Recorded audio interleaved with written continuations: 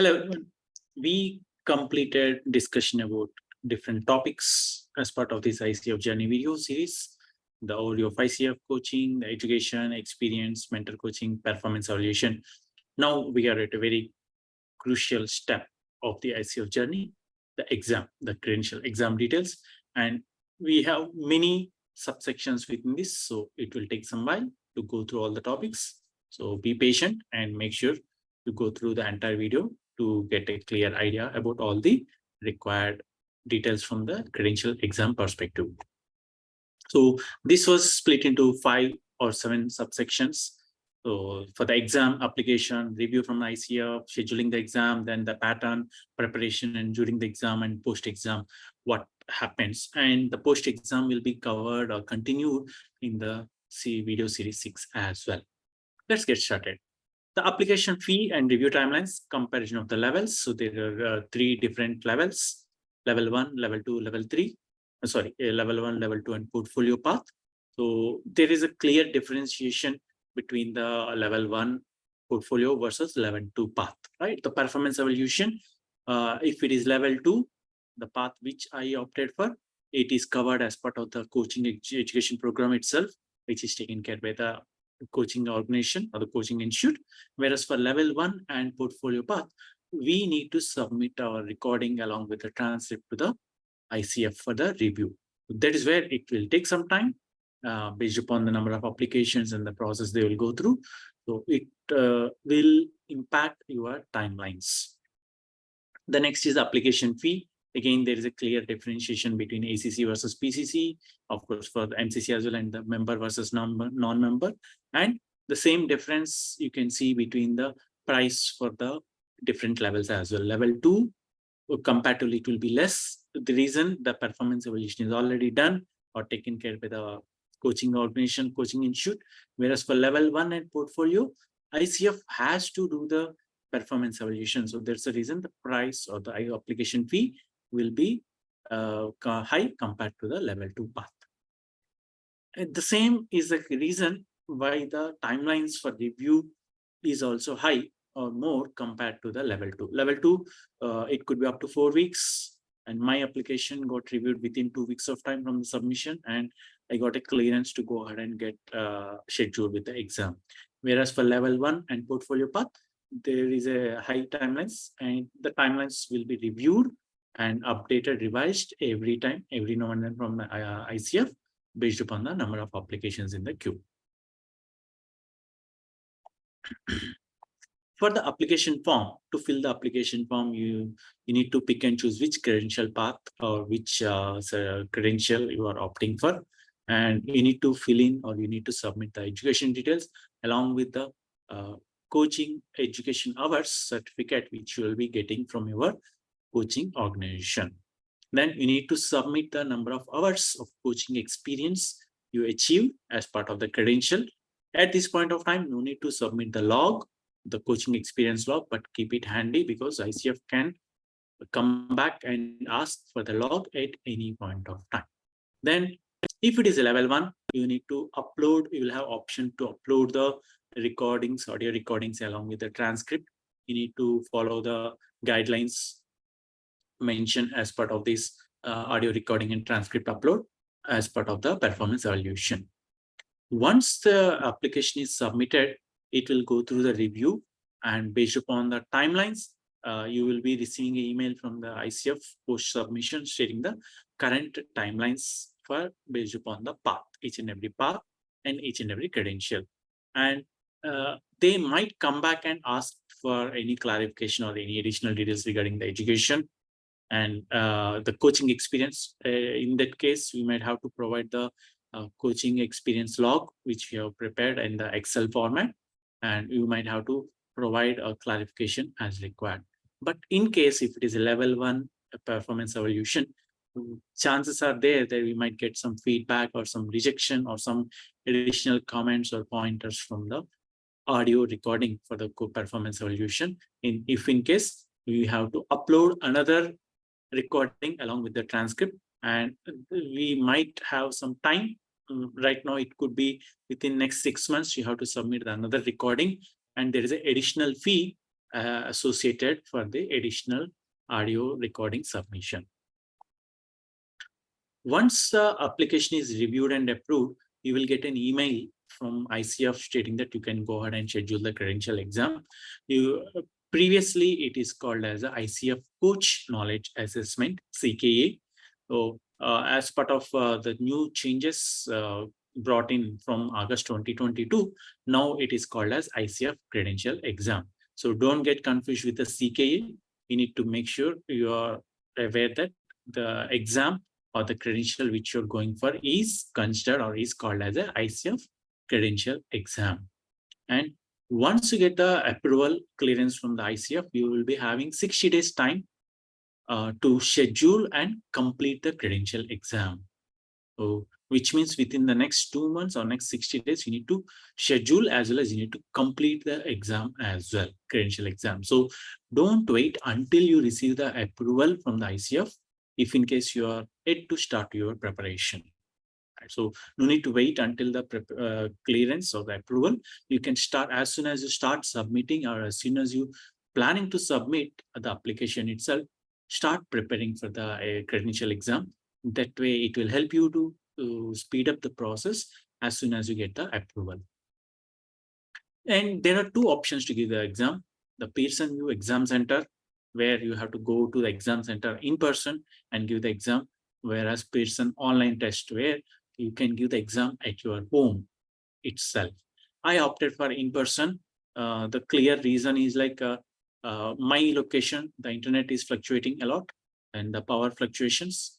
And right now, while I'm recording the videos, I face a lot of internet fluctuations, because of which I have to do multiple sessions or multiple recordings.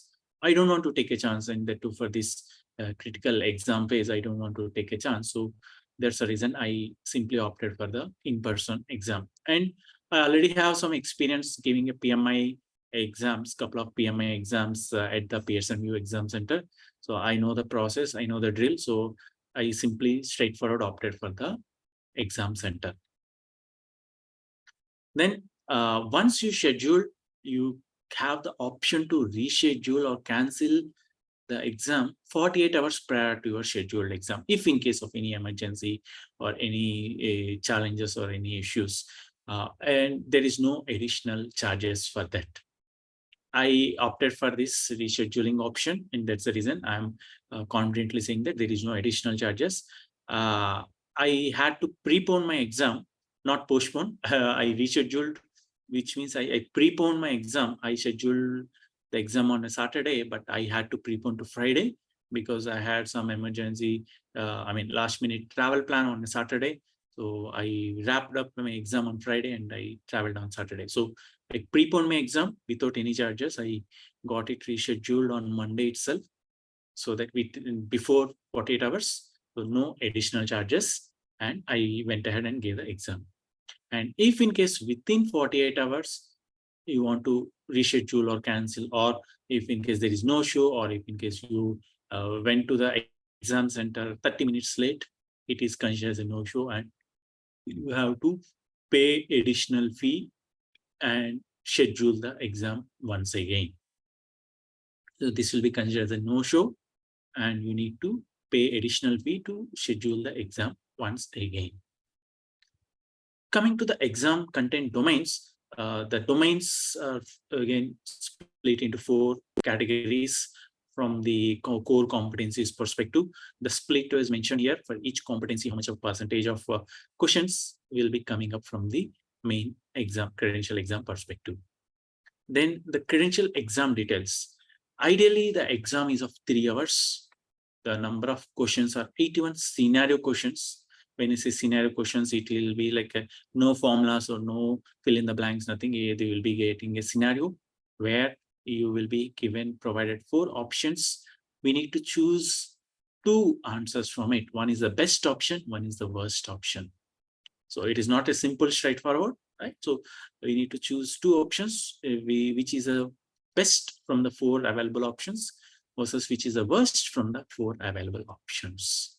And right now, there is no negative marking. So even if you are not sure, if you are not clear, at least go ahead and mark the answer. you will have the option to flag and review the question before submission. So you can still go ahead and make use of that chance. And that 3 hours, how that 3 hours of exam will be split. First, exam instructions for 3 minutes. Then the section 1, you will be having 41 scenario questions for 87 minutes.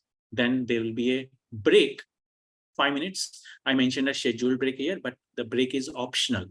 So the 5-minute break is optional in between, which means if in case we don't want to take a 5-minute break, we can continue with the section 2. But yes, definitely, you will be having an option to choose whether you want to take a 5-minute break or you want to continue with the section 2. Then once the break is done, the section 2 is of 40 questions, scenario questions for 85 minutes. My sincere suggestion or recommendation is to take that 5-minute break for sure, because our eyes might get strained and our brain also might get strained thinking through all the scenario questions, and at least we need some relaxation for that 5 minutes to make sure to get diverted from that computer screen, and even otherwise we might need a bio break. So it is recommended to opt for that 5-minute break. Okay, and that is about the split of the duration. Whereas for non-English speakers, we will be getting 1 hour of additional hour, which means like it won't be 3 hours. Instead, it will be 4 hours of exam. Folks who are giving from India plus some other countries, based upon your country, based upon your location, you might be automatically eligible for this additional 1 hour. So it is recommended to go through the ICF exam content site to get an idea about whether you will be eligible for this additional 1 hour, and if not, whether it will be by default 3 hours of exam. So I haven't opted for it. There is no need to do anything.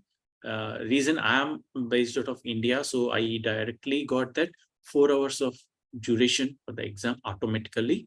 And in the email, once I scheduled the exam slot, I received an email stating that 240 minutes and the extension for non-English location.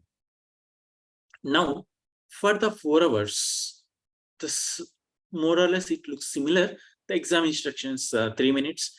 For the section 1, 41 scenario questions, the additional 1 hour is got split now between section 1 and section 2. So that 30 minutes for section 1 and 30 minutes for section 2. And the break still remains same. Even though we are getting 1 hour additional, the optional break still remains same. It will be still 5 minutes. There is no additional break or there is no additional thing as such. However, at the exam center, there is a possibility of taking an unscheduled break. At the exam center, again, I am repeating, at the exam center, there is a possibility of taking an unscheduled break, which means you can take the break any point of time by informing the center authorized person, whoever is managing the center admin. You can inform them and you can take a break at the exam center. At home, online, this option is not there. So you need to make use of that scheduled break between section 1 and section 2.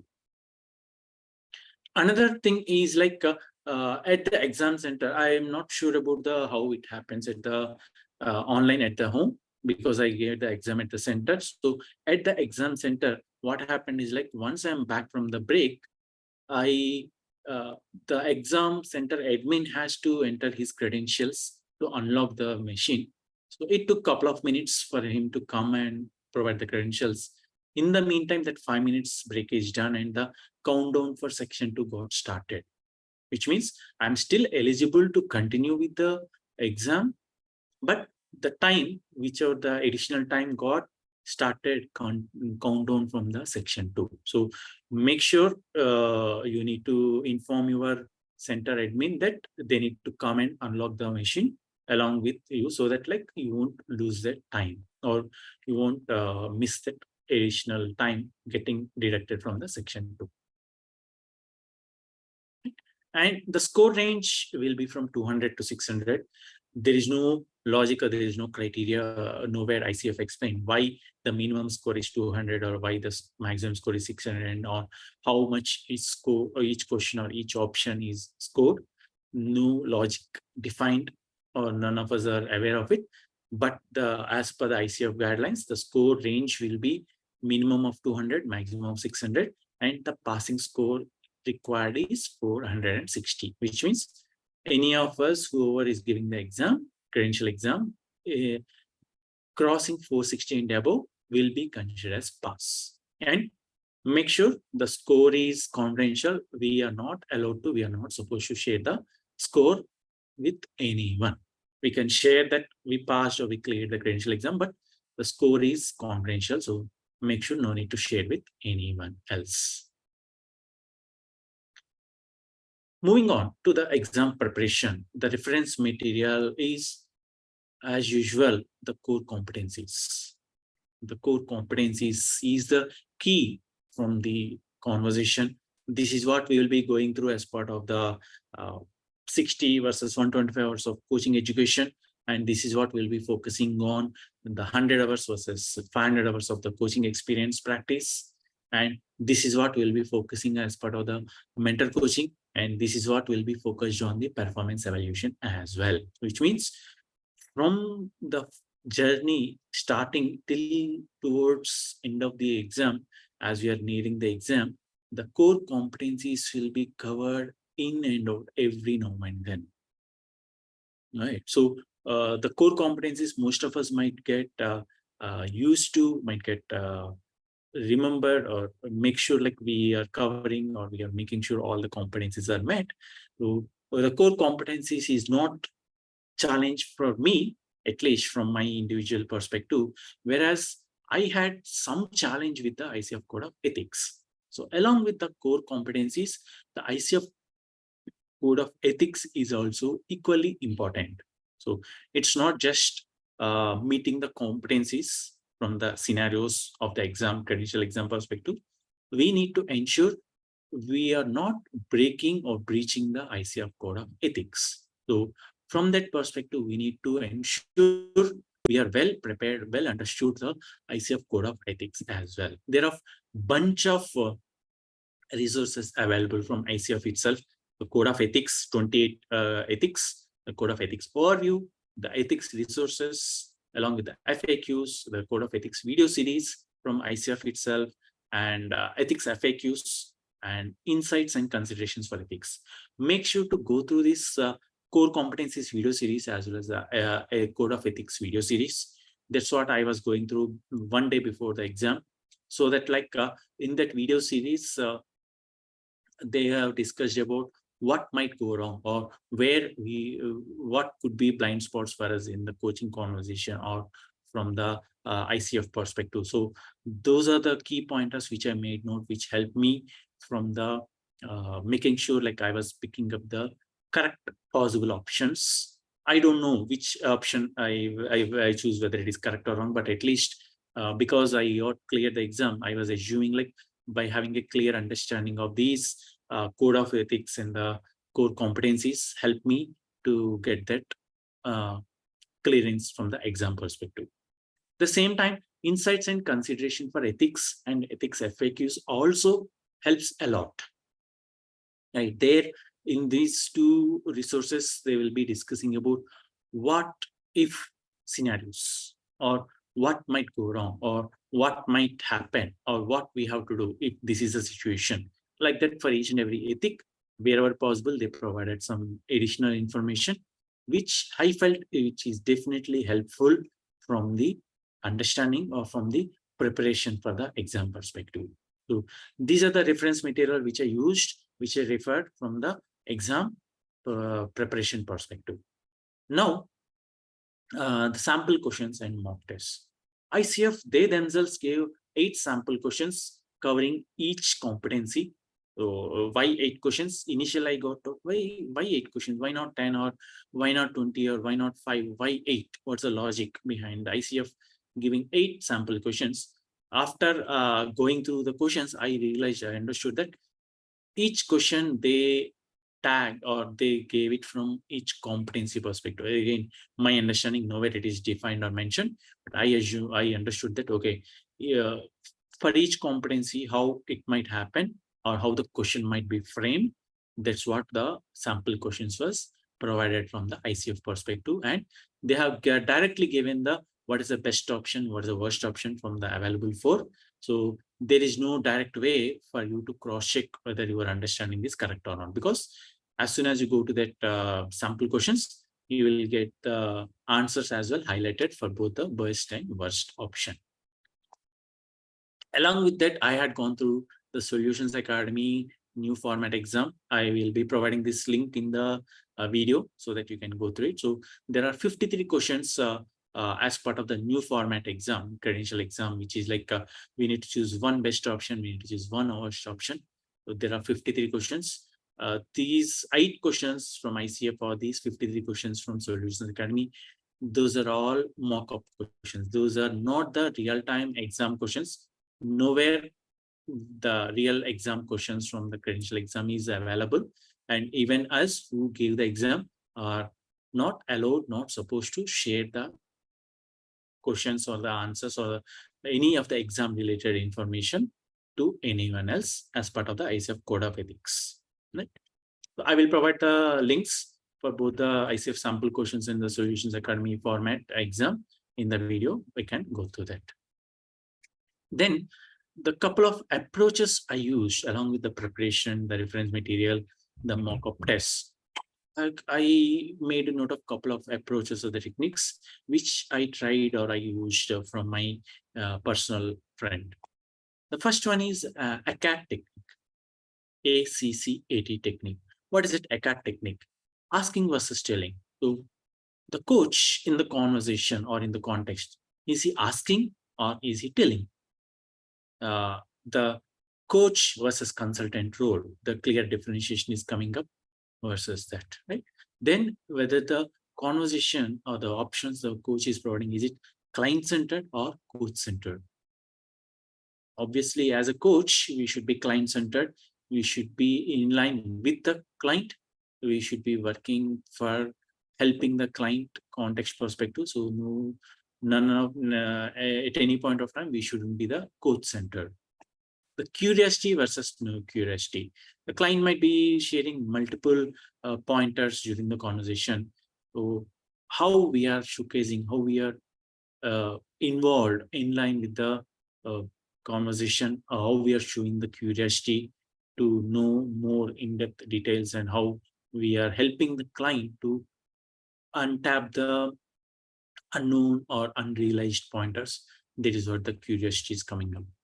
Then the awareness of judgment and biases versus not being aware of them.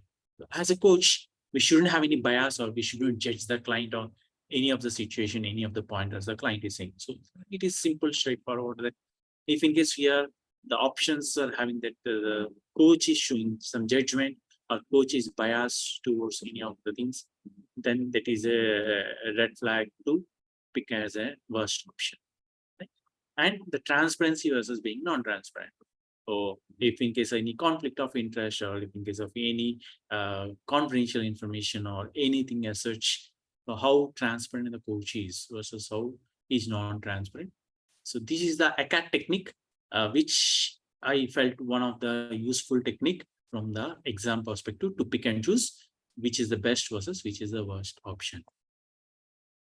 Another technique is avoiding the traps. So the ACCAT is to follow or try to follow the ACCAT technique, whereas the traps is to how to make sure we avoid ending up in the traps. So this can be used to choose the worst options as well. Like if in case a client coach is telling or teaching, we need to avoid that. We can't tell, or we are not supposed to tell, or we are not supposed to teach. We are not a trainer or we are not a consultant, right? And remind or recommend. Yes, we are not supposed to remind or we are not supposed to recommend. Instead, we are supposed to ask. That's what the R stands for. Or if in case we are advising or leading by giving any options or hints or pointers or solutions on our own, there is another red flag.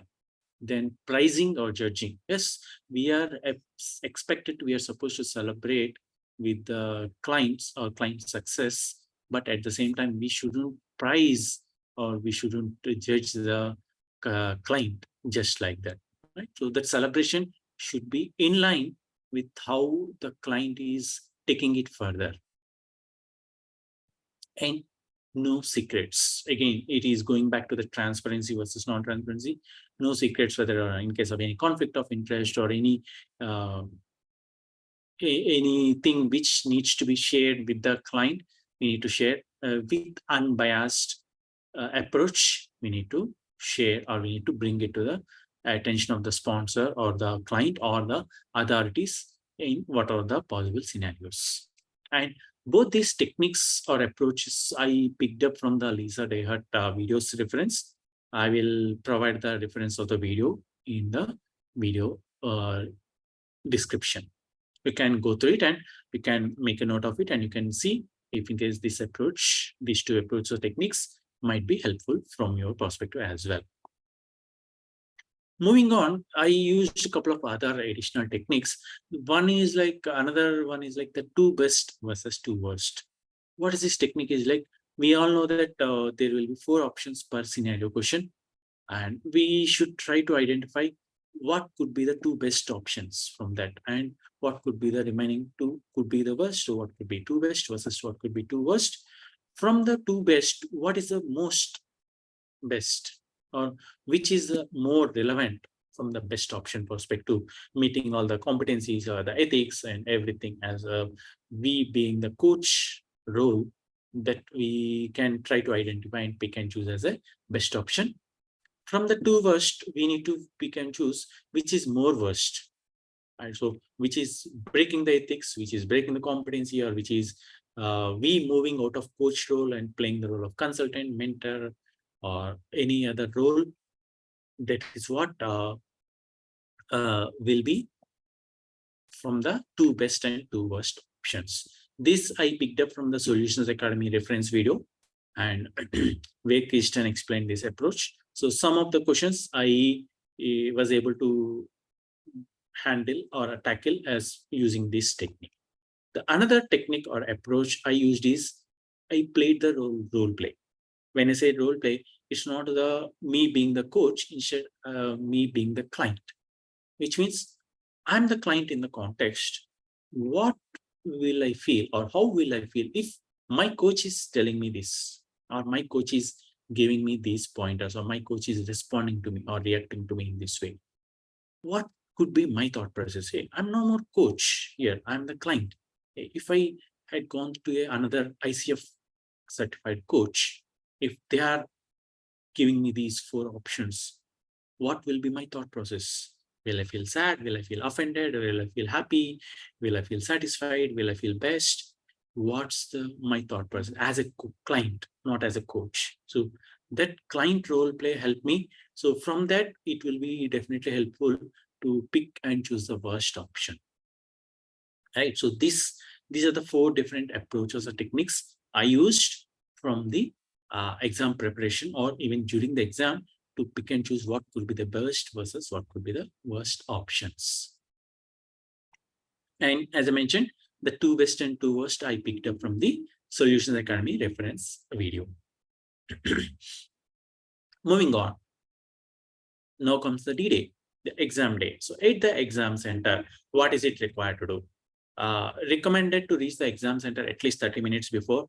And as a best practice, I went to the center a couple of days before to make sure where the center is, where the parking lot is, and how to reach it, or how much time it might take from my home to the exam center. Do I need to add any buffer? What could be the traffic or anything? Do we need to consider any ad hoc situations so to reach the center on time? I did my mock trial so that I will make sure I will reach the center on time, or even before, to make sure to get the validations done. So we need to take any 2 government ID proofs, original, to make sure like we are the one who are giving the exam, and they will be taking a photo of us, and we need to sign a digital signature. And that's what, as part of the check-in process, we need to complete it, and we will, once everything is done, we will get started with the credential exam. At the same time, if in case you are giving the exam from the home, which is like online, and you're not going to the center, instead you are giving the exam at the home. So a couple of pointers: make sure your internet connection is up to the speed, and you have no apps, additional apps running on your laptop or desktop, what are the machine you're using, and you're making sure you don't have any disturbance or you don't have any distraction for the next 3 to 4 hours of your exam time. And you should make sure there is nothing in your room along with it. So we need to first complete the online check for the system criteria, stating that you have the required bandwidth, you have the required apps, everything is shut down, no other apps is running in the background or anything. So the online tool will make sure to check the required system criteria. If in case you are planning to give the exam from home, which is online option, I recommend you to run this system check before scheduling the exam to make sure whether your system or your laptop or desktop is up and running or up and ready for giving the exam. Because a couple of cases posted on the social media, LinkedIn or Facebook or WhatsApp groups is like the system check didn't pass, because of which the exam haven't got launched. So they have to again, it will be considered as a no-show, and you have to again reschedule at a later point of time. So instead, make sure you complete the system check of your machine even before scheduling the exam, and then go ahead for scheduling it. And we need to take the pictures of two government ID proofs, the front and back are based on the ID proof, and you need to upload it to the link which was provided as part of this exam check. And you need to take the entire pictures of the room, 4 or 5 pictures, make sure the whole room or the space we are giving the exam is covered, to make sure like no boards, no material, or no additional things, even not even a water or anything, no white paper, no pens, nothing is there within your reach or within your exam room or exam space. So you need to take the pictures, and even the proctor, online proctor, might ask you to turn your machine and show the entire space before the start of the exam or at any point of time. So make sure this is very critical step and to get started with the exam. Then you need to submit the details in the system and you need to wait for the approval. You will be placed in a queue based upon number of folks schedule the exam at the same time. You will be placed in a sequence, and the sequence number will be displayed like your 4th, your 5th, your 10th, or your next, like that. And once the proctor is available, you will be connected to the test and your exam instructions will get started. One thing, the main difference between the center in-person versus home online, the reason why I opted for the in-person is additional pointer is like throughout the exam, if in case you are giving it at the online from your home, from your own space, you are not allowed to turn your head or even your eyes to give during the exam. It might be considered as a penalty, or it might be considered as a fault, and the proctor has all rights to cancel your exam. For me, it is really tough. Even while I'm doing this video, it is really tough for me to continuously look at the video or camera itself to record. So I know it is really tough for me to continuously look at the video, I mean the recording itself to make sure like I'm not even turning my head. But at the center, we will be still monitored or proctored, but at least I have some option, some chance, like, okay, when I'm thinking, like, it's my common tendency that, oh, okay, when I'm thinking, I might not be turning head, but like I might be turning my eyes, or I might be looking down, like during, I just now mentioned, like I will be doing the role play or thinking through the option. So that times, at least my eyes will be diverted from the screen and my eyes will be a little bit of relaxation, or like I have that flexibility or option at the center. And that's another reason why I opted for the giving the exam at the center and not at the online or the home. Now, during the test, first step is the instructions or guidelines, the 3 minutes. It might not take 3 minutes, but yes, that's the maximum time. Once you're done, you with the review or going through the guidelines, can get started, or immediately after completion of the 3 minutes, your section 1 will get started.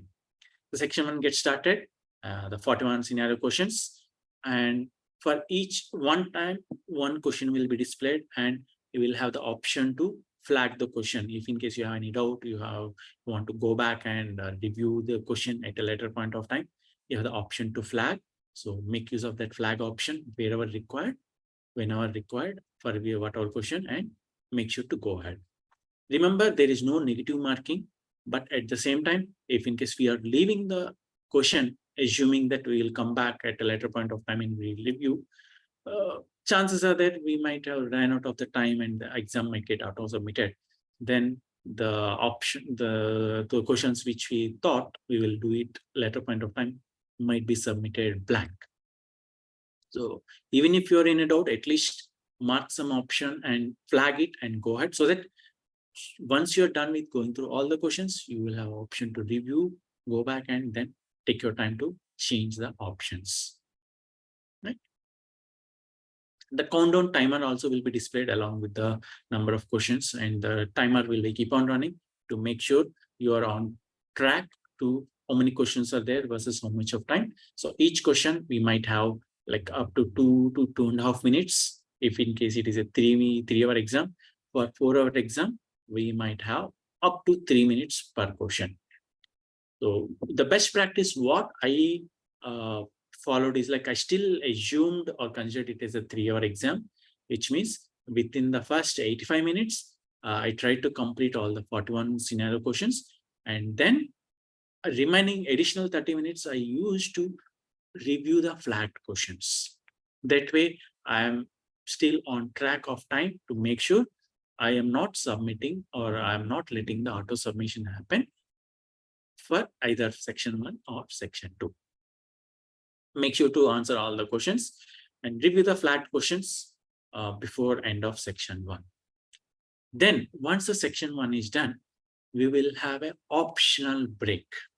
The optional 5 minutes break is provided.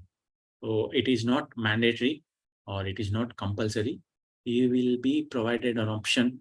You want to choose or you want to go ahead with the optional 5-minute break. Yes or no? I don't exactly remember, but you have the option to choose the 5-minute break. I recommend to go ahead for that 5-minute break to relax, finish your bio break, and take a sip of water, come back. And I took an energy bar with me to the exam center, so I quickly had a bite and come back, because 4 hours, believe me, your energy will be drained. You will be tired by completion of the 4 hours. So make sure to have a sip of water and have an energy bar, or maybe whatever works for you. So to make sure to keep you energized for the remaining part of the exam. Yes. At home, it is mandatory to come back within the completion of 5 minutes. If in case we are not back, the proctor has the rights to cancel or reject the exam from the section 2, which means automatically the exam will be submitted, or you might be marked as like a fail, or whatever the result comes up based upon that. At the center, post completion of that 5 minutes, the countdown starts for section 2. This is what happened with me. I will mention why it happened or what happened as well. So what happened is like once I'm back from break, we have to choose that end break option. Once we click on that end break, only then the section 2 gets started. So I was like confused initially, like what is this way I was assuming, or I was looking for start with section 2 or click to proceed for section 2, something like that on a positive note. But here the option is like end break. So initially I was confused, and when I tried to click on that end break, the machine was locked, and being at the center admin has to come and provide his login credentials to unlock the machine. So what happened is like For me, by the time I realized that and went back to the admin and called them to come and provide their credentials.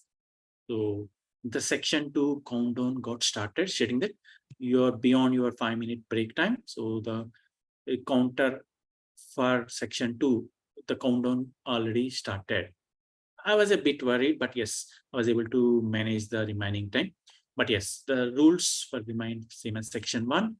But one thing, important thing we need to remember is like once you're back from frame break, we don't have access or we don't have an option to review section 1, which means once section 1 is done, it's done. The section 2 is separate. So section 2, the next set of 40 questions will be displayed with the timer. So you don't have any way to access review the section 1 questions. This is same where both, whether it is at the center or whether it is at the online at home, the rules is common, right? And again, if required, review the flags and make sure you follow it. And once you're done with section 2, I waited for until the last second. I haven't submitted it. I want to let the auto submission happen both for section 1 and section 2. So once the section 2 got submitted, the result got generated automatically, and it was not displayed to me directly, but it got generated as a PDF. So I had to go and ask the center admin to share the result with me. So some centers, they gave a printout of the result. At my center, I just got the PDF, got a chance to look at the PDF because like they're having some challenge with the printer. So I got to know the result, and I was happy that glad that I was cleared the exam. I was able to get the score as well. Both the score as well as the result was displayed.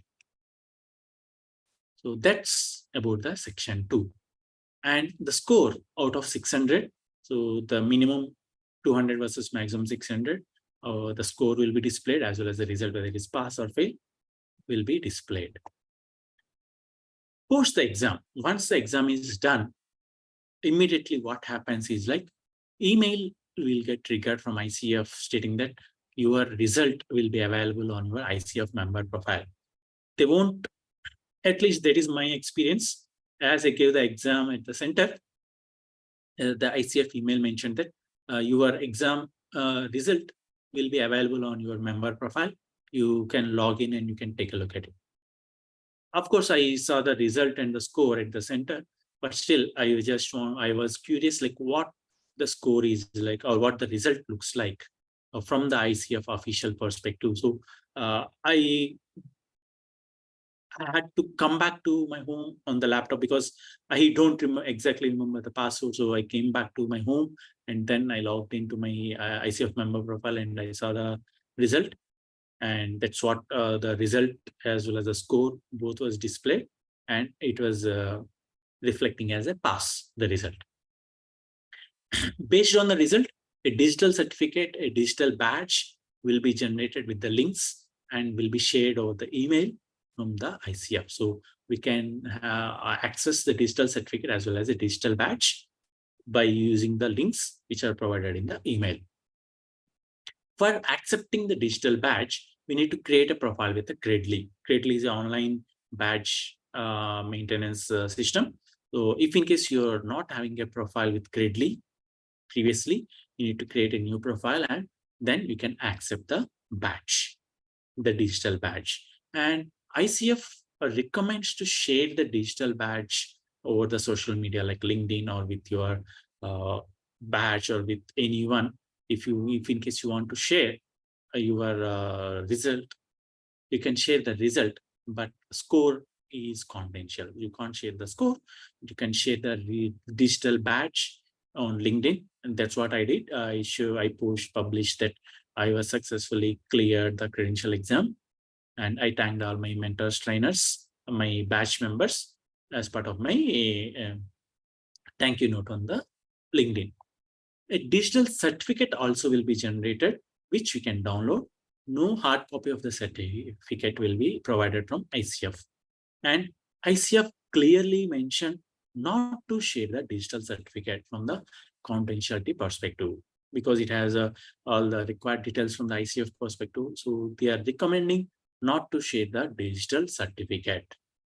So we can, if required or if we want to, we can share the digital badge, but preferred or recommended not to share the digital certificate with anyone. We can download it and we can keep it for our own reference as a PDF, but not to share with anyone. Then within the same email, ICF asked me to validate or update or confirm the communication address so that they can courier the ICF credential pin. So they mentioned they might take up to 6 weeks of time to share or to post the pin. For me, it was 2 weeks from the time I cleared the credential exam. I'm still waiting for the credential pin. That's about the exam. And I hope this information was all helpful from the preparation perspective, from the exam perspective, and to will gain some confidence before getting ready for the credential exam. All the best for whoever is getting ready for your credential exam.